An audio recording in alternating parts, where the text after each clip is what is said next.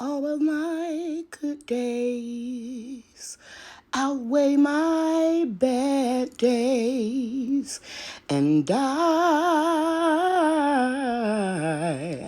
won't complain.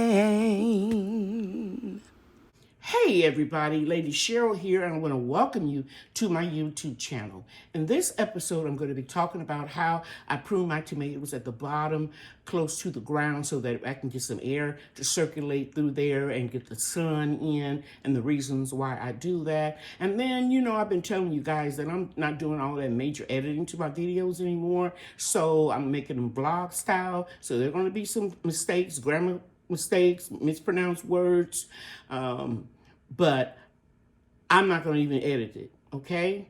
And then I'm going to show you some updates with specific things in the food forest that I think you might be interested in, okay? Let's get started. Now, I had to move my fruit trees over toward the center of this aisle here, this pathway, because they were blocking out all of the sun reaching my humongous tomato plants. So I'm gonna have to go in here and cut the branches off at the bottom. Let me go in closer so you can see right there at the bottom there.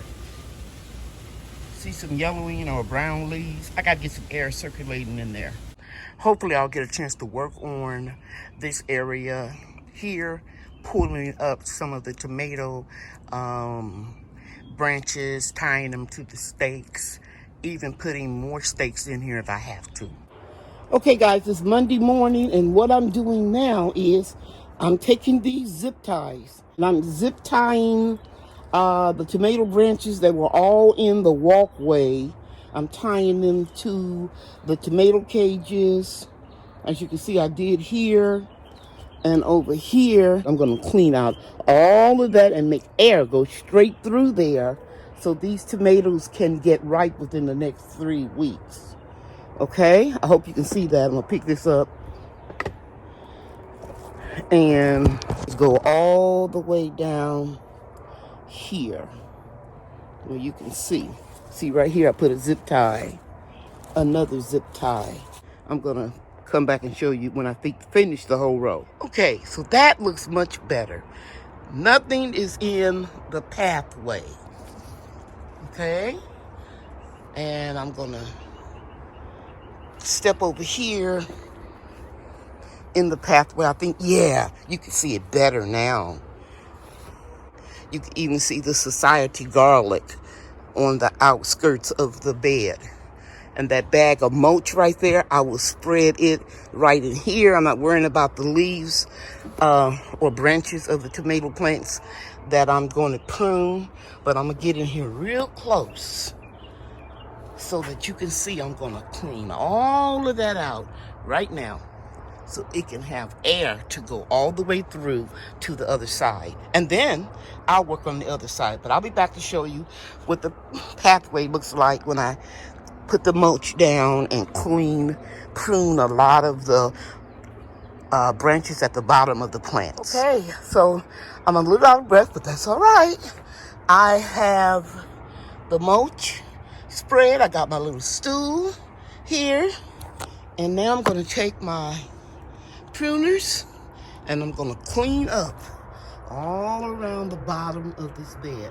Okay, I want to show you guys something. You see all these leaves? Withering leaves, decaying leaves, yellowing leaves that were getting not enough sunlight. I started removing them. But check this out. I told you guys I could see tomatoes in there, but I just couldn't get in there and show them to you. I'm gonna magnify this so I can get a little closer. Let's count them. 1, 2, 3, 4, 5, 6, maybe even 7 tomatoes.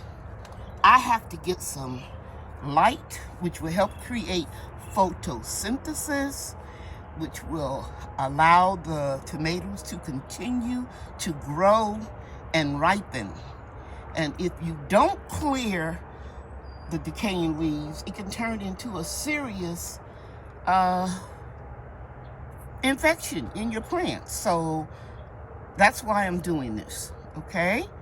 I'm exposing the tomatoes to the sun so they can continue to ripen. And you might think, well, you're pushing them back. Aren't you making that congested in there? Yes, to a certain degree, I am. But I'm going to do the same thing on the other side of this aisle and clear out. So you're going to be able to look through here. Let me see if I can get all the way down. After I go and clear on the other side, you're going to be able to see and feel sun and wind all the way through the garden bed. So trust me, it makes sense. You'll get more tomatoes this way. Okay, I'm getting ready to take a break. You always rest, guys. When you're a senior citizen and you have health issues, rest periodically so you don't, get exhausted. But you see those tomatoes I just uncovered? Don't be afraid. Get in there and prune out those bottom branches so you can uncover your tomatoes and let them get some sunshine. Okay, guys, after a cup of tea, I'm right back out here clearing out more, showing you more tomatoes. I'll clear these two. I started on them, and you can see the branches. But check this out. Tomato here. Saw some over here, too. Oh, well. I'll show you some more in a few minutes as I uncovered them. But I was thinking, I'm going to stop getting the brown, real brown part off. I can let Brian and Bria do that. I'm just going to get the decaying and yellowing leaves. Okay? Like this. I'll let them get the real dark brown ones. Whew! What gets me is the bending over. Because the stool helps, but I have to get down a little bit lower to get all the good parts. See all that yellow right there? I'm getting ready to take that out.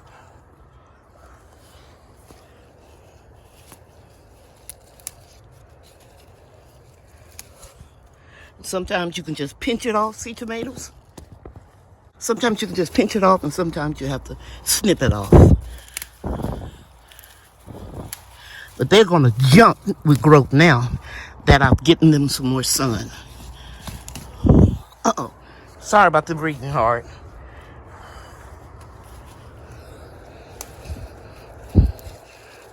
Oops. I almost got a tomato.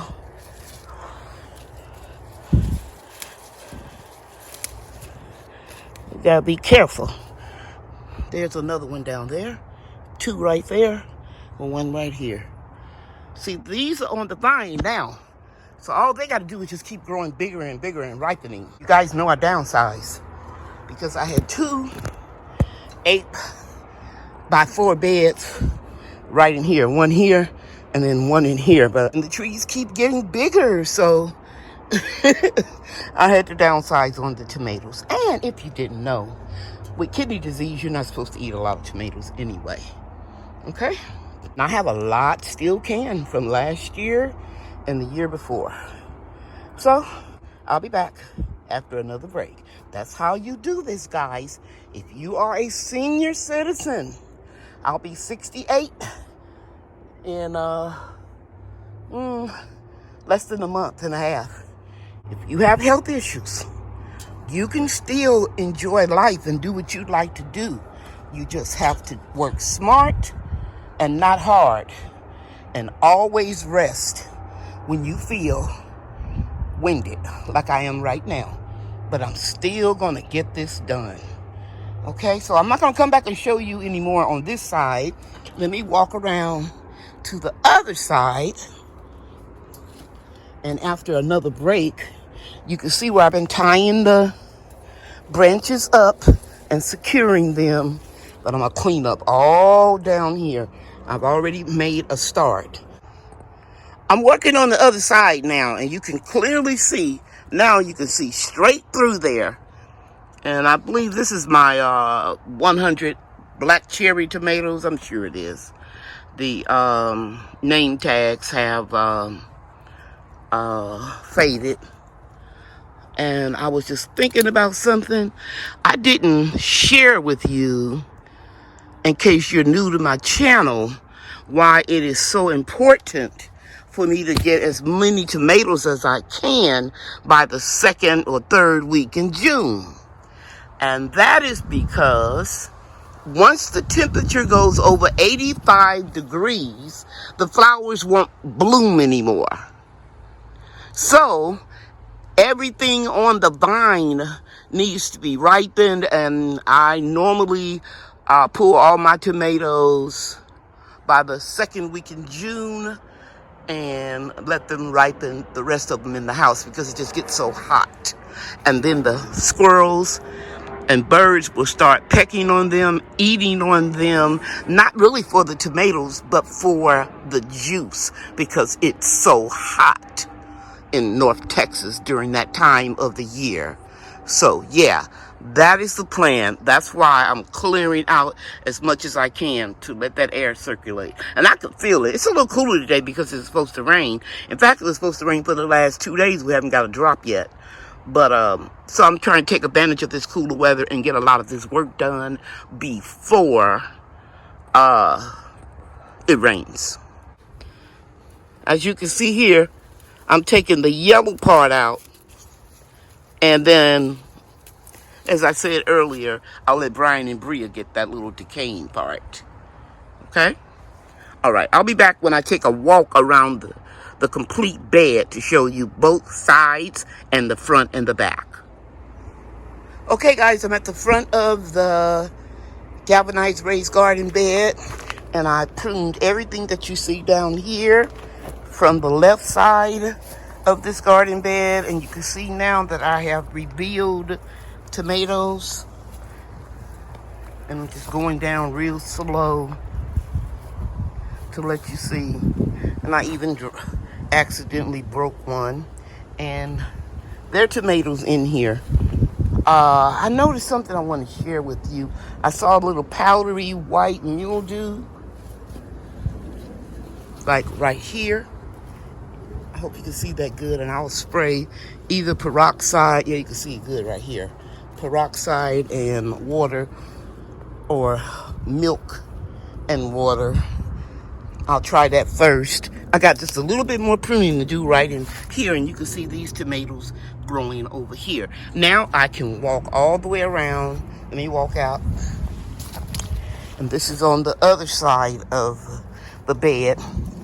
And I just have to hold a few branches out of the way and keep walking to the other side.